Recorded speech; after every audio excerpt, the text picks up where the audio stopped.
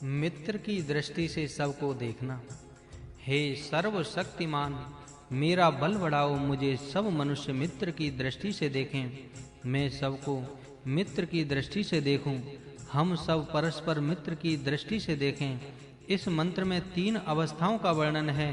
पहली अवस्था में प्राणी मात्र चाहते हैं कि अपने सब जगत का व्यवहार मित्रत्व के साथ हो, सब दूसरे लोग मेरा हित करें, मेरे फायदे के लिए मरें, स्वयं कष्ट उठाकर मुझे सुख दें, मेरे साथ मीठा भाषण हो आदि हो।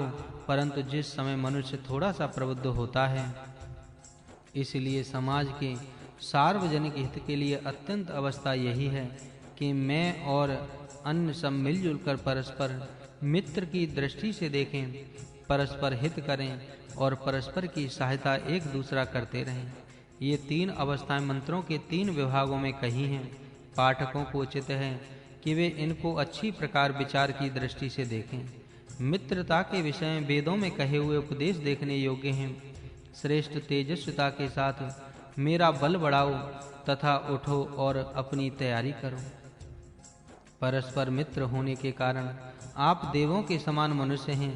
गति देने वाले, हलचल करने वाले आपके और हम सब के जो सब मित्र हैं, अच्छी प्रकार से सुरक्षित हुए। इन मंत्रों में जो परस्पर मित्र बनकर संग शक्ति से रहते हैं, वे देवजन दिव्य लोग होते हैं। ऐसे जो कहा है वह बहुत मनन करने योग्य है। और देखिए, यन्नु मनस्याम गतिम मित्रस्यायाम पथा अस्य प्रियस्य सर्वण्य हिंसा मानस्य सच्चरे। निश्चय से उत्तम गति को प्राप्त हो, इसलिए मित्र के मार्ग से मैं चलता रहता हूँ। इस कष्ट पर न पहुँचने वाले मित्र के लिए मैं हमेशा सहायता करता हूँ। दस्यु अश्रद्धा, श्रद्धा न रखने वाला, यज्ञ न करने वाला, भक्तिहीन, असंतुष्ट कर्म करने वाला, आलसी, विरोध के कर्म करने वाला, नीच वृत्ति वाला, मनुष्यताहीन कर्म करने वाला, इस प्रकार का दस्यु होता है। आर्य श्रद्धा से कर्म करने वाला, यज्ञ करने वाला, भक्तिमान, संतुष्ट, नियमानुकूल चलने वाला, उच्च कर्म करने वाला, उद्यमशील, मिलाप के कर्म करने वाला, उत्तम निश्चय विचरण को देखने वाला। अगले 21वें मंत्र में भाव यह है कि तेजस्वी शब्द करता, ऐश्वर्यवान और स्वकीय आनंद से आनंदित रहने वाले ईश्वर को हमारा प्रणाम है। उस एक अद्वितीय परमात्मा की पूजा यहाँ विवक्षित है। किसी दूसरे की पूजा नहीं करनी चाहिए, परंतु केवल उसी की जगन्यंता प्रभु की पूजा करनी है। हे ईश्वर, जहाँ आप हैं वहाँ से हम सबको अभय प्रदान करें। हमारी प्रजा का, हमारे पशुओं का, हम सबका कल्याण करें। परमेश्वर सर्वत्र हैं, इसलिए सब स्थानों में हम सबको अभय प्राप्त हो, किसी स्थान में हमें भय ना हो। हम सब निर्भय होकर धर्म का कार्य करते रहें। धर्म का अनुष्ठान यथास्थित होने के लिए निर्भयता की अत्यंत आवश्यकता है। बिना निर्भयता के कोई भी धर्म का मार्ग आक्रमण नहीं कर सकता। भयभीत मनुष्य धार्मिक कार्य नहीं कर सकता। स्वस्थि, शांति और निर्भयता, इन 3 गुणों से धर्म का क्षेत्र पालन किया जाता है। स्वस्थि से आरोग्य, शांति से समाधान, निर्भयता से सतत उद्योग सिद्ध होता है। जब तक व्याधियां, चंचल मनोवृत्ति, भय रहेगा, तब तक धर्म मार्ग पर चलना असंभव है। इस मंत्र में एक बड़े समाज नियम का उपदेश किया है। अल्प पक्ष, बहुपक्ष परस्पर बर्ताव कैसा होना चाहिए, इस विषय का विचार इस मंत्र में किया गया है। सब दूसरों का द्वेष करता है। जिस एक को सब दूसरे बुरा कहते हैं, वह दंडनीय होता है।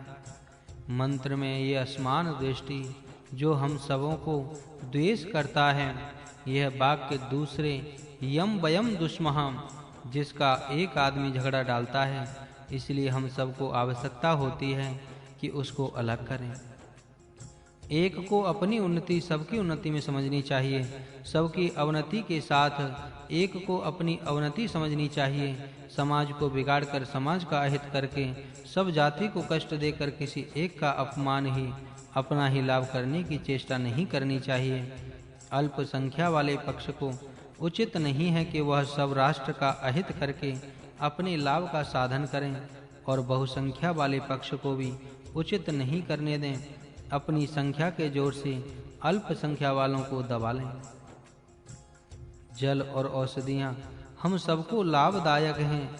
इस पहले कथन में सबको लाभ होने की ही प्रार्थना है। परंतु यदि कोई ऐसा दुष्ट मनुष्य समाज में उत्पन्न हुआ कि जिसके कारण हम सब समाज को कष्ट होने की संभावना हो, तो उसका निवारण करके हम सबको मिलकर के करना चाहिए। इस प्रकार इस मंत्र पर विचार करना चाहिए। इस मंत्र के साथ निम्न मंत्र देखने योग्य हैं। इंद्रोर्ति बहुलाभिलो अद्ययाक्षरे मक्षुरम। हे इंद्र, आज बहुत रक्षणों के साथ हम सबके पास बुलाओ, और श्रेष्ठताओं के साथ हे सूर, जो हमारा द्वेष करता है उसको नीचे दबाओ, और जिसका हम सब द्वेष करते हैं वह प्राण छोड़ दे, अर्थात वह मर जाए। तथा आज हम सब विजय करें और प्रबल होवें, तथा निष्पाप निष्कलंक होवें। पाप भय विचार जो जागृत अवस्था और निद्रा की अवस्था में उत्पन्न होता है, वह उसके पास जावे कि जिससे हम द्वेष करते हैं, जो हम सबसे द्वेष करता है, सबके पास वह पाप का विचार चला जावे, हमारे पास कोई पापी विचार ना रहे। इन मंत्रों में इस 33वें मंत्र के साथ विचारना चाहिए।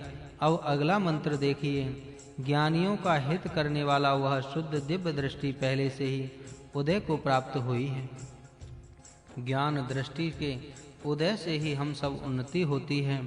दिव्य दृष्टि, ज्ञान दृष्टि, ज्ञान नेत्र, ये सब एक अर्थ वाले शब्द हैं। ज्ञानियों का श्रेष्ठत्व इसी ज्ञान नेत्र के खुलने से होता है। इस दिव्य दृष्टि का परमेश्वर शक्ति और परमेश्वर कृपा के साथ घनिष्ठ संबंध है। सब दिव्य तेज का उदय उसी से होता है। इसलिए कहा है कि दिव्य ज्ञान पहले से ही उदय हुआ है। सूर्य का उदय होने पर भी लोगों को जल्दी उठकर अपने कार्य करने चाहिए। इसी प्रकार ज्ञान चक्षु का उदय होने पर भी उससे सहायता लेनी मनुष्यों के पुरुषार्थ पर निर्भर है। यदि मनुष्य पुरुषार्थहीन होंगे तो ज्ञान चक्षु के उदय होने से कोई लाभ नहीं होगा। इसलिए कहा है कि अन्यों का हित उस दिव्य चक्षु से नहीं होता। देव उसको कहते हैं जो विजयशील, विजगिषु, व्यवहार दक्ष, तेजस्वी, आनंदित, पुरुषार्थी, परोपकारी और विद्वान होते हैं। ऐसा पुरुषों का हित दिव्य चक्षु द्वारा होता है। यह भाव देव हितम चक्षु का है। यह आशय ध्यान में रखकर उक्त दिव्य गुणों को धारण करके ईश्वरीय दिव्य ज्ञान दृष्टि से अपनी उन्नति का साधन करना हर एक को उचित है। 100 वर्ष पर्यंत देखें, जीते रहें, सुनते रहें, प्रवचन करते रहें, अधीन होकर रहें, इतना ही नहीं परंतु 100 वर्षों से भी अधिक जीत रहें, अधीन रहकर पुरुषार्थ करते रहें। यह भाव इस मंत्र के उत्तरार्ध का है। 100 वर्ष देखते रहें, इसका अर्थ आँख की दर्शन शक्ति 100 वर्ष तक बराबर ठीक कार्य करने के लिए योग्य रहे। ऐसा व्यवस्था करनी चाहिए कि जिससे अल्प आयु में नेत्रों का शक्ति क्षीण ना हो सके। 100 वर्ष जीते रहें, इसका तात्पर्य इतना ही है कि हम अपमृत्यु से ना मरें। 100 वर्ष होने के पश्चात स्वाभाविक मृत्यु से मरण हो। ब्रह्मचर्य आदि धार्मिक नियमों का यथायोग्य पालन तथा आहार विहार व्यायाम आदि का यथायोग्य सेवन करने में दीर्घ आयु हो सकती है। 100 वर्ष तक अधीन होकर रहें। इंद्रियों की शक्ति क्षीण होने से मनुष्यों की शारीरिक दीनता उत्पन्न होती है और सामाजिक, राजकीय, जातीय अवस्था बिगड़ने से सामाजिक बंधन के कारण पारतंत्र होता है, जिससे मनुष्य दीन और हीन होता है। इसमें से किसी प्रकार भी दीनता हमारे पास न आवे।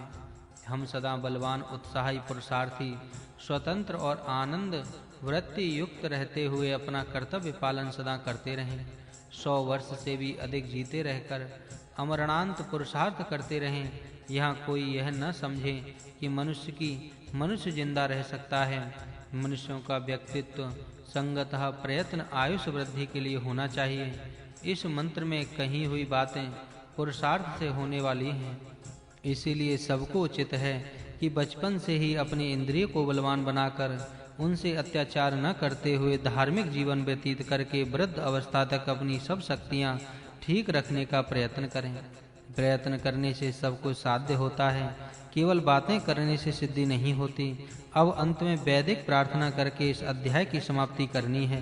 मृत्यो पदम योपयन्तो यदैत्य घ्राताय आयुं प्रतरम दधानाम आप्ययामानाम प्रजाया धनेन शुद्धा पूता भवति याज्ञसासः। आत्मा की चलनी में अपने आप को छानकर पवित्र बनाना है, क्योंकि अपने दोषों का अपने आप को ही पता होता है, इसलिए अपना सुधार अपने आप को ही करना चाहिए। यदि मनुष्य अपनी शुद्धि स्वयं करेगा तो कोई दूसरा नहीं कर सकता। मलों को अर्थात दुष्टता को दूर करना व्यक्ति का और समाज का सुधार है। मकानों में अथवा जाति में सुगंध रूप बनकर रहना चाहिए।